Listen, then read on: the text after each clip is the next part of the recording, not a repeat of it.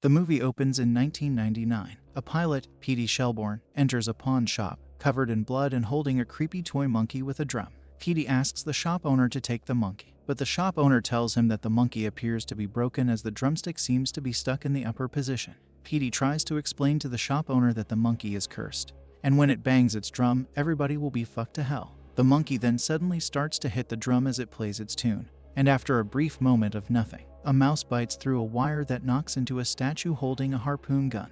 The gun fires and impales the shop owner, then pulls his intestine out when the harpoon retracts. Petey grabs a flamethrower and attempts to melt the monkey. The film then cuts to a man named Hal narrating his story as a young boy. He lives with his twin older brother Bill and their mother Lois. Hal says that his brother bullies him and treats him like shit whenever he gets the chance, even though Bill is older than him by just 3 minutes. Despite all that, Hal still loves him even though he sometimes fantasizes about being the only child by killing Bill. Hal explains that their mother raised them on her own after their father Petey abandoned them after he went out for a pack of cigarettes and never returned. Lois shares a cynical outlook on life with her sons. One day, while searching their father's possessions in the storage room in their house, the boys find the monkey among their father's possessions, with the words like life written on its box, which they assume is meant to say lifelike. Bill takes the monkey from Hal and turns the key on the monkey's back despite Hal telling him otherwise. After a few seconds, the monkey begins to start, but before it hits the drum, it stops. Bill gets disappointed and throws it back to Hal. Hal and Bill are later taken to a hibachi restaurant by their babysitter Annie, on whom Bill has a crush. Hal leaves the monkey in the car as the three go into the restaurant.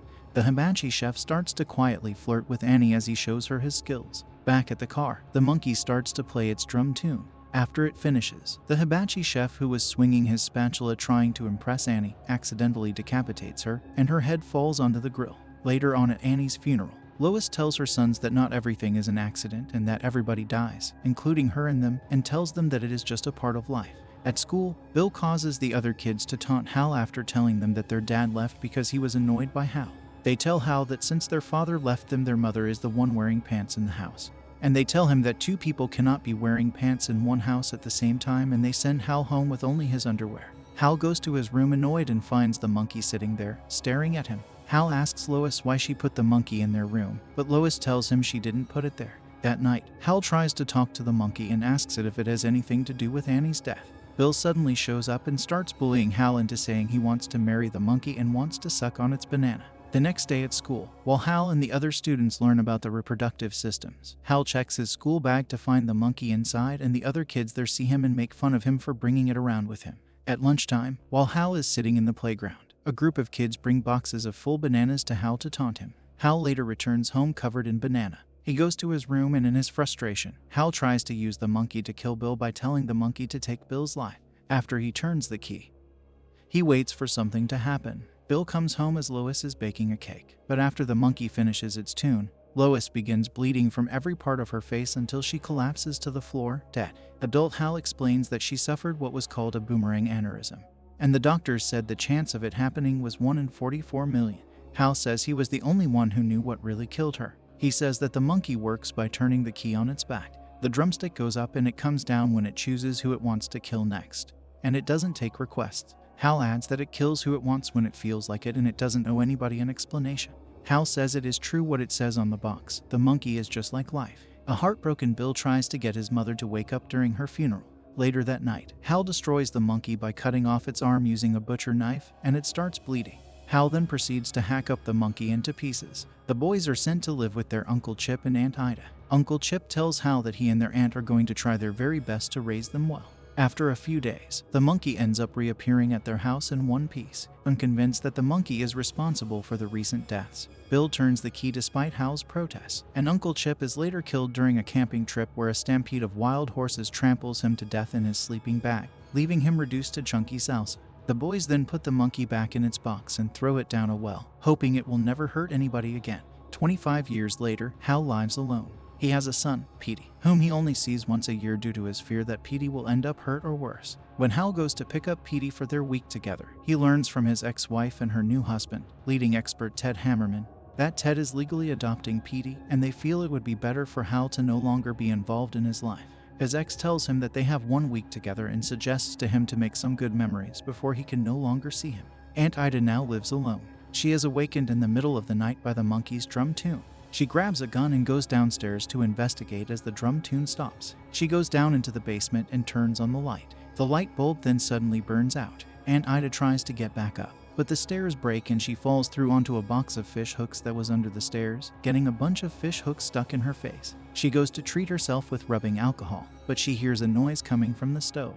Aunt Ida tries to hear by placing her head near it, and the stove lights up, igniting her whole head. She runs out of the house in a frenzy before running face first into the pointy end of a for sale sign.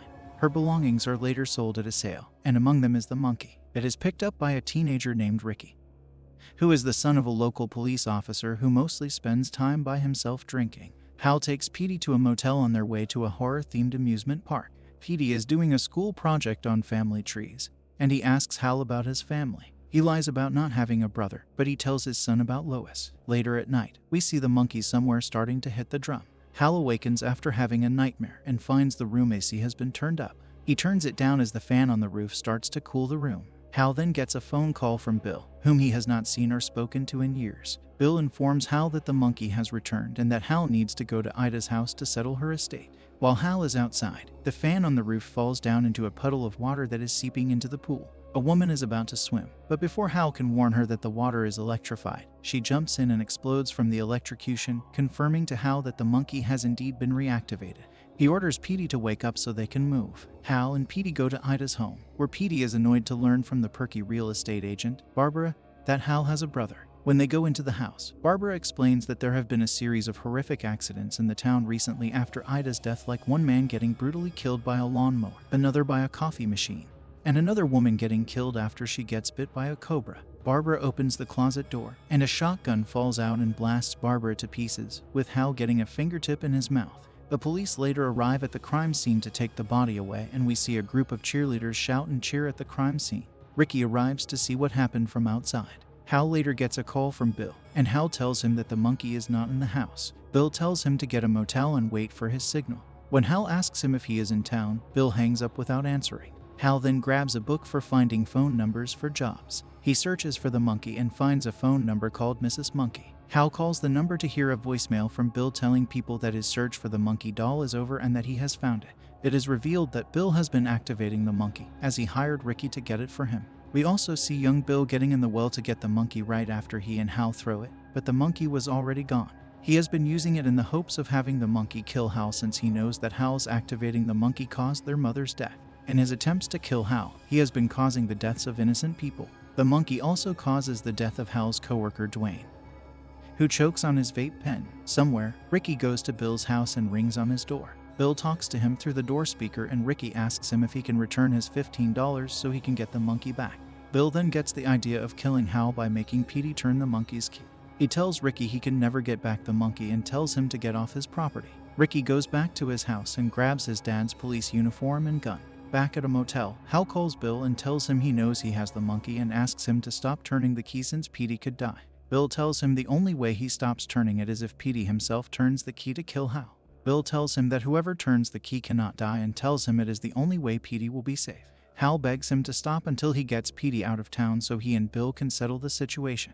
Bill tells him he either keeps turning the key until he kills Hal or Petey turns it, and tells him to call him after he makes his decision. Petey and Hal argue after Petey asks him why he tries to distance himself from him. Hal tells him he was a stupid kid by the time he had Petey, but he tells him everything might be an accident, but Petey is not a mistake. Hal tells him that he is so glad that he is with him and that Petey is the most precious thing to him. He tells him the reason he stays away from him is because he comes from a very dark background and doesn't want to put it on him. Before Hal could tell him about the monkey, they heard a knock on the door. Hal opens it up to find Ricky disguised as a cop. Ricky abducts the two and brings them to Bill's place. Ricky orders Petey to get into Bill's house and steal the monkey for him, since Petey is the only one who can fit through the dog door. Ricky threatens to shoot them if they do not do as he says. Before Petey goes, Hal tells him to never turn the key on the monkey's back. Petey goes inside Bill's house and accidentally steps on a wire, triggering a booby trap where a hidden axe swings down but misses Petey. Petey continues to search for the monkey and sees another booby trap wire on the stairs, and Petey passes over it. Back at the car, Ricky tells Hal about how his dad is never home since he is always chasing girls and getting drunk. Hal and Ricky then see a big wasp nest on a tree nearby.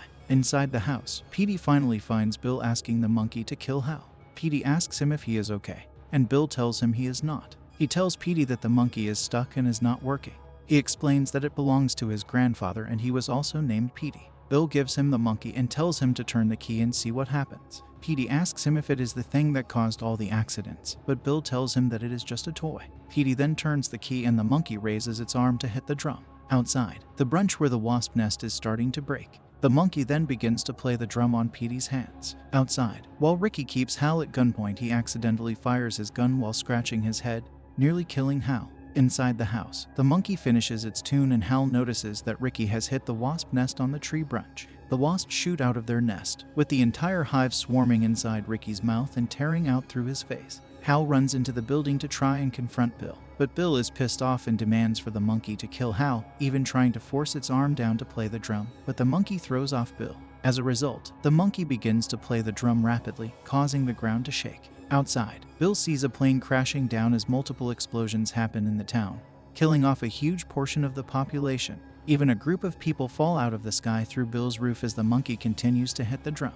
When everything has settled, Hal tries to talk to Bill and apologize for what happened with their mother. After a moment, Bill finally decides to reconcile with Hal and try to be a real family. And then the monkey's arm hits the drum again, triggering one last booby trap that shoots a bowling ball towards Bill's head, crushing it.